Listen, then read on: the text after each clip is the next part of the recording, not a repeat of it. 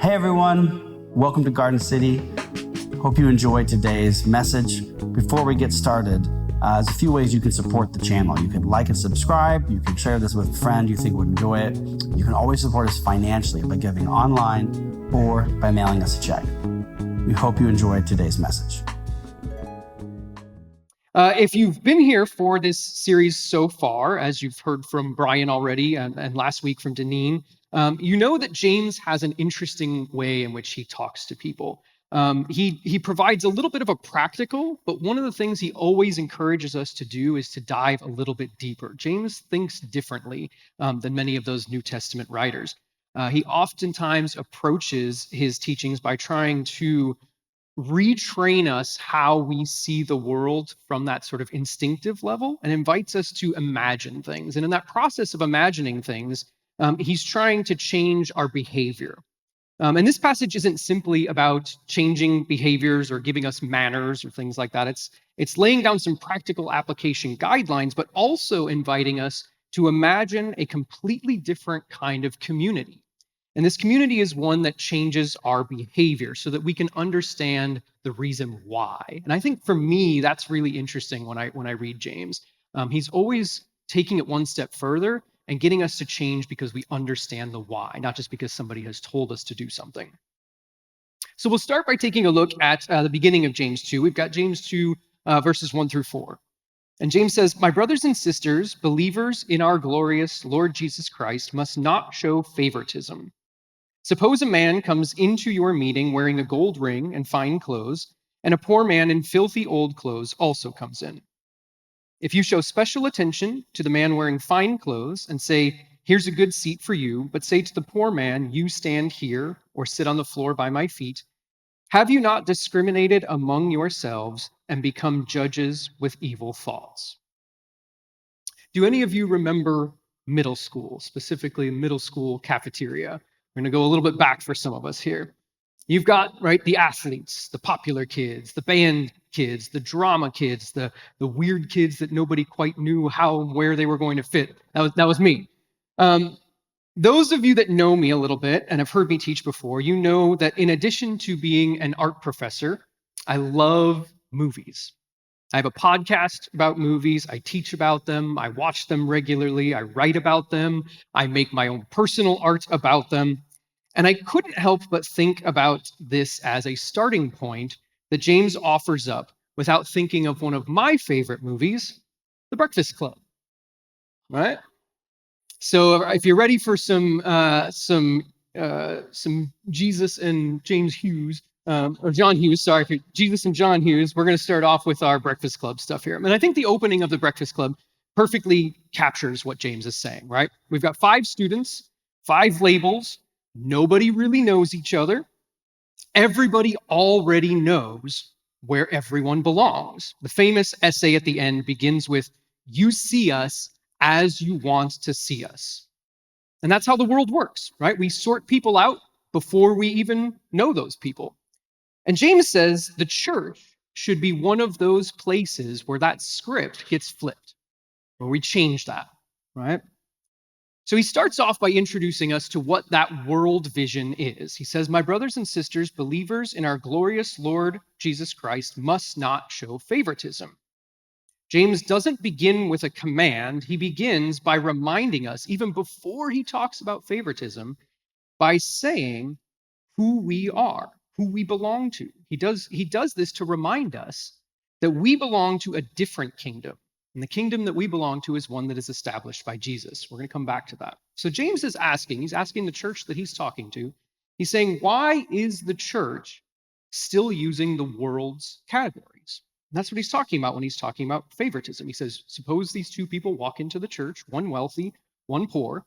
James isn't necessarily saying that rich people are bad. He's not necessarily saying that poor people are morally superior. The issue's much deeper than that. He's trying to say that the church that he's speaking to was acting as though the surrounding culture got to determine who matters. If you want to understand this a little bit, you got to know a little bit about what's going on with the Roman Empire at the time as well. The church, what they had essentially done is recreated the seating chart of the Roman Empire. Everything in Roman society was connected to status. People knew where they belonged. They knew who ate first, who spoke first, who had legal rights, who had influence, who had the best seats, and they literally wore clothing to show that, to show their rank. Your social standing wasn't just a private matter, it was public and it was expected. The empire functioned because everyone understood that hierarchy. Today, we don't necessarily hand people better chairs, although maybe we do, but we absolutely still rank people. James is describing a church that has allowed the surrounding culture to determine who deserves honor. In the first century, that culture was Rome, but today it might be something like success, or education, or charisma, or influence, or even appearance, confidence, politics, your ministry experience, maybe even your theological sophistication, right? And this is how we place people. The labels change, but the temptation to categorize or to show favoritism doesn't. And James asks us, hasn't God already announced for us a different set of values? He says, have you not become judges? And that's the next hinge of his argument. James doesn't say you've been rude, right? He says you've become judges. The issue isn't really giving someone a different chair or a different seat. The issue is assuming the authority to decide human worth and assuming that that's our authority when we know that that authority belongs to God. When we make those judgments, we don't see people, we see assumptions, we see labels, we see categories. That's the Breakfast Club again, right? The brain, the athlete, the princess, the criminal, the basket case. James says, don't rebuild that cafeteria, don't rebuild that detention in the church. This portion of James initially resonated with me because I've felt that categorization. I was, and some would argue still am, one of those weirdos that felt really out of place at times, most of the time. And it wasn't until I started to develop a relationship to things like the punk rock community, things like the art community, the theater community, these other like-minded folks that I felt like I finally found my place. Somewhat surprisingly, that sense of community came from some of those same groups that people oftentimes would assume are the spaces where people are quick to judge.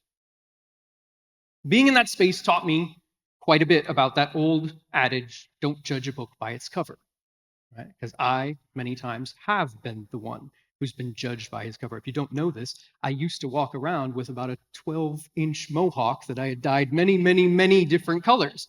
And of course, that led to me being judged from time to time. I was a good kid.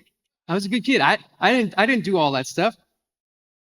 So if someone walked into our church today, what assumptions would we maybe unconsciously make? Not because we're cruel, but because we're human. Are they successful? Are they educated? Comfortable? Awkward? Someone like me? Someone not like me? James exposes those instinctive judgments, and he reminds us that that's not our place. So James continues in verses 5 through 7. And he says, listen, my dear brothers and sisters, has not God chosen those who are poor in the eyes of the world to be rich in faith and to inherit the kingdom that he promised those who love him? But you have dishonored the poor. Is it not the rich who are exploiting you? Are they not the ones who are dragging you into court? Are they not the ones who are blaspheming the noble name of him to whom you belong? So now what James does is he completely reverses this expectation. He says, has not God chosen those who are poor in the eyes of the world? James, again, is not romanticizing poverty, I don't think. I don't think he's trying to say poor equals better.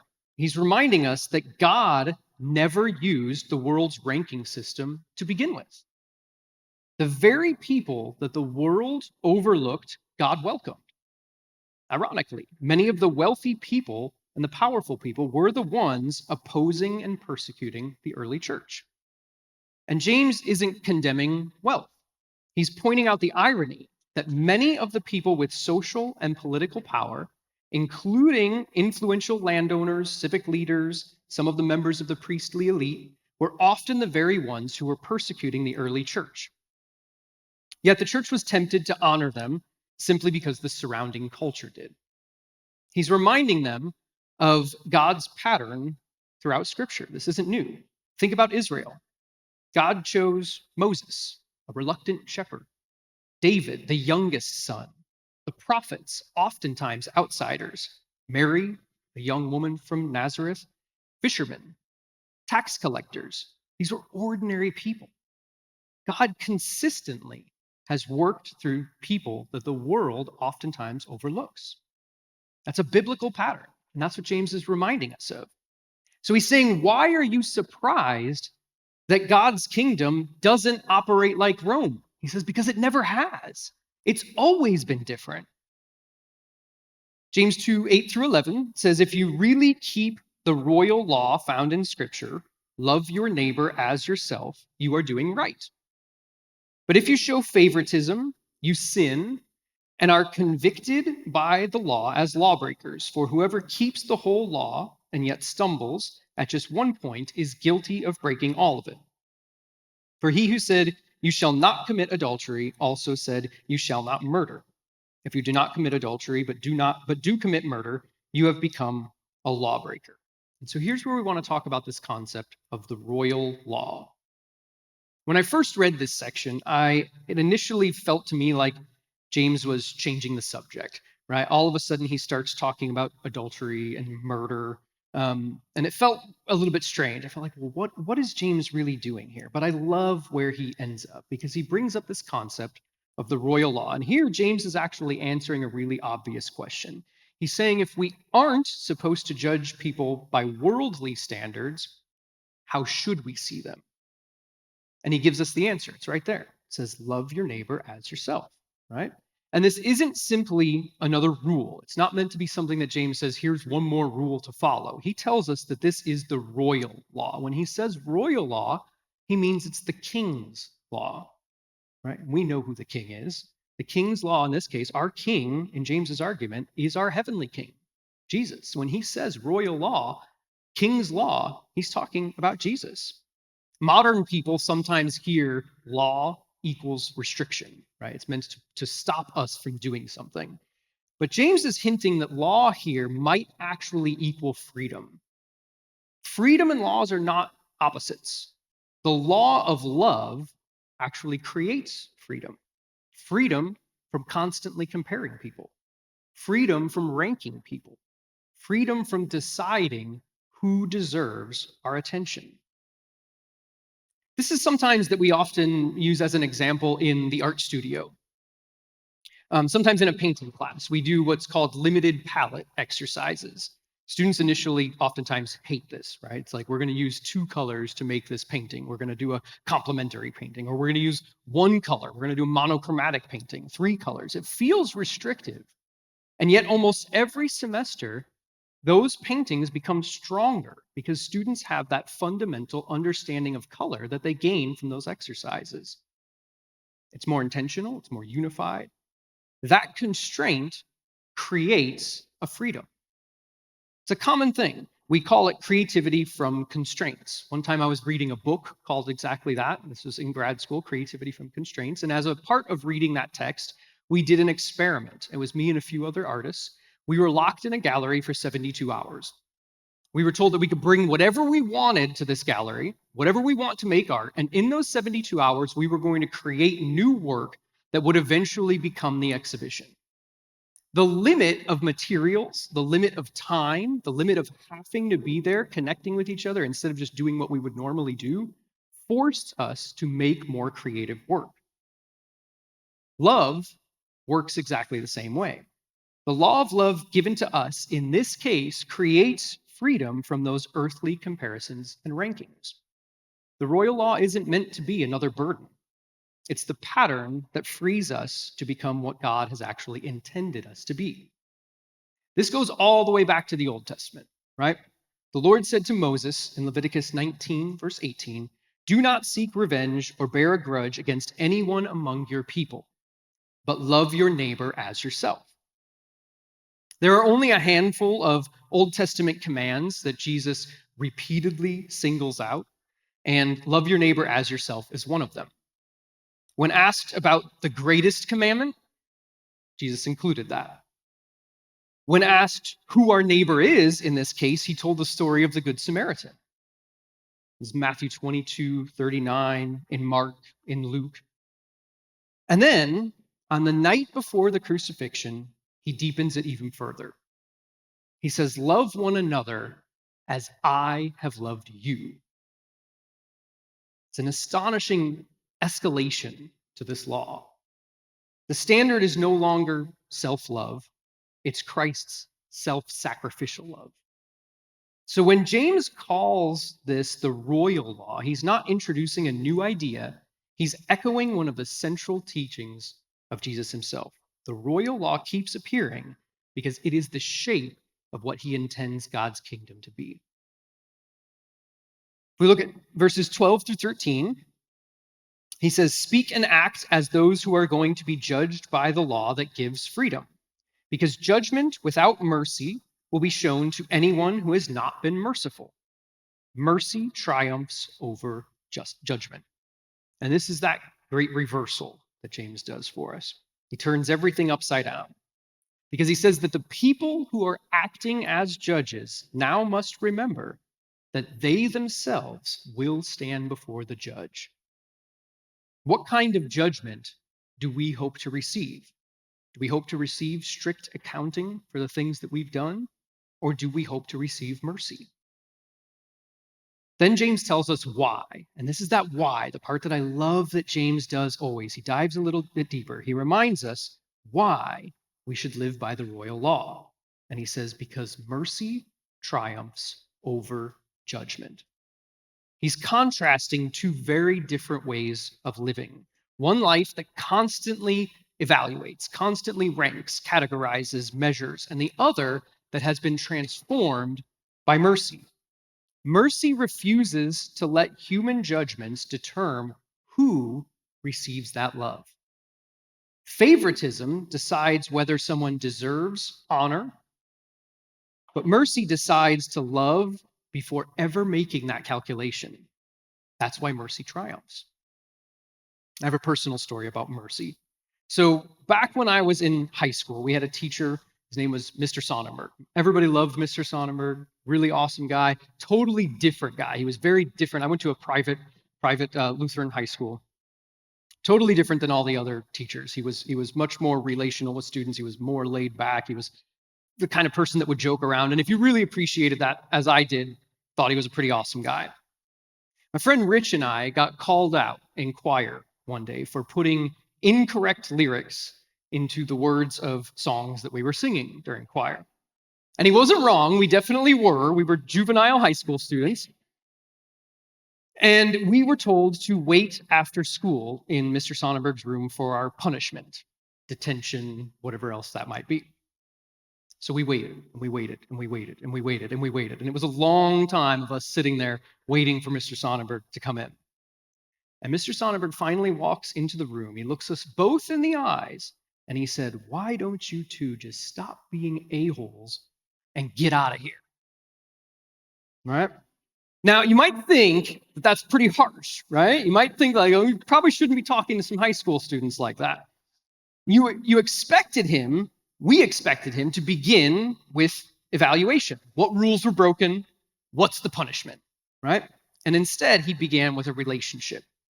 He didn't deny that we had been little jerks, right? He didn't deny that. He literally said so. But he refused to let that be the defining reality of that moment. That's mercy. It's not pretending that nothing happened. It's not removing accountability, but it's allowing compassion to shape his response more than condemnation. He knew that we were good kids. He knew that we just messed up. We did something we shouldn't have been doing, right? But he knew that we were good kids.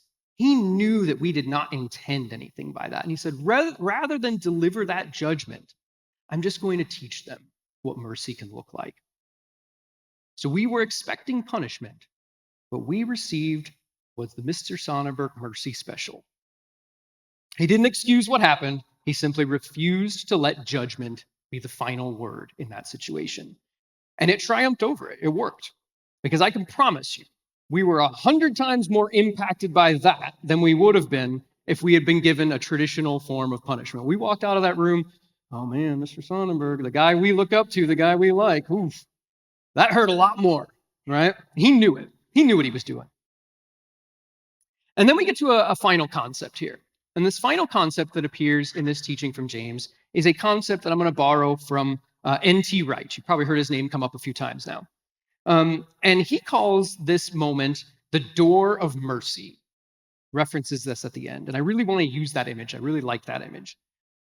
What it's saying is that every one of us entered into God's kingdom through exactly the same door. It's the mercy door, right? So imagine a single doorway into God's kingdom, and above it is written the word mercy. Every Christian who has ever lived entered through that same door. That's how they got there, right? Nobody climbed over a wall. Nobody had VIP access. Nobody entered through a side entrance. Everyone came through mercy. None of us entered because we were wealthy, we were more educated, more respectable, more successful. We all came through mercy. And James says, don't walk through that door of mercy and then start building side entrances, right? This is the wealth entrance. This is the respectability entrance, the politics entrance, the personality entrance. And if you've got those things, you can come in this side way. One door, one entrance, the mercy door. Now imagine walking through that doorway. You know that you were welcomed because of God's mercy. And then you immediately begin deciding who deserves the best seat. James says, don't you see the contradiction here? You forgot how you got here. I think Wright is actually echoing Jesus. Think of Jesus's parable in Matthew, the servant who owes an impossible debt, and the king forgives it. Then the servant immediately goes outside, and what does he do? He demands payment from somebody else. It's absurd. Why? Because he forgot the mercy that he had just received. And that is exactly the kind of inconsistency that James is exposing. But I actually think there's another layer to this idea of the mercy door. And that's that a door swings both ways. I don't know if Wright says it exactly this way, but it seems consistent with his thoughts. It doesn't just swing outward, it swings inward. You receive mercy, you enter, and then it swings back. Now you become the someone through whom mercy gets extended. You don't stop at the doorway, you become a part of a merciful community. And that's why James doesn't say, remember mercy, just remember it. He says mercy triumphs over judgment, because mercy should be the defining characteristic of the church. I think the conclusion here should return back to the opening, right? The world will always have its cafeteria. It will always have its first-class boarding. It will always have its VIP seating. It will always have its Roman seating chart, its labels, its rankings, its categories. James isn't asking the church to become blind to differences. He knows they exist. He knows they will continue to exist. But what he's doing is he's asking the church to refuse to let those differences determine how people are loved. The church should become the one place where the world's habit of ranking people comes to an end. Because every one of us entered through that door, the mercy door.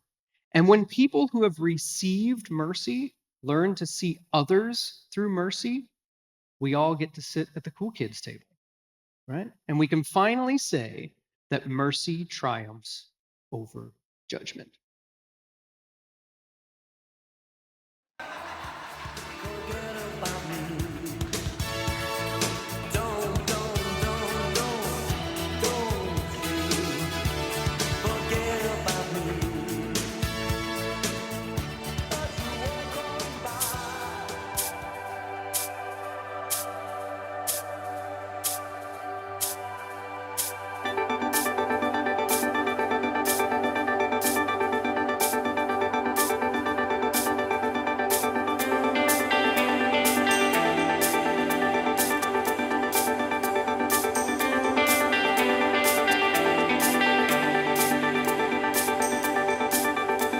my past is my sin forgiven.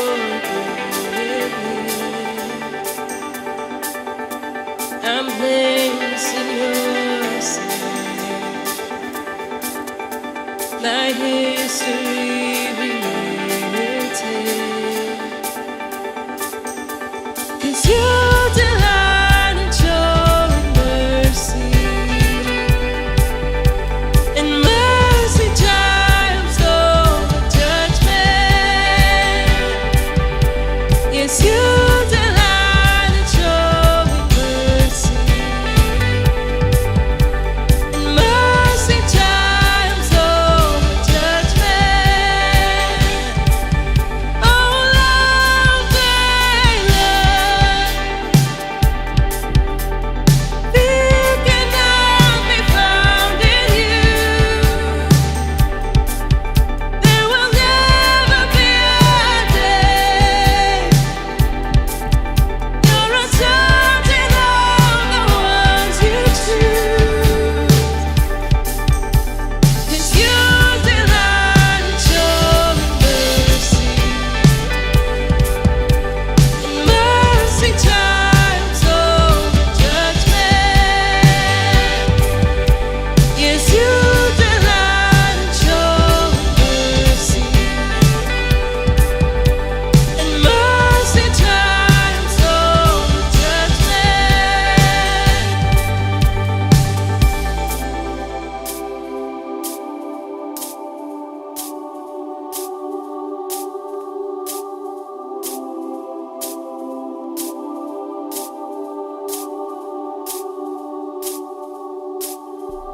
So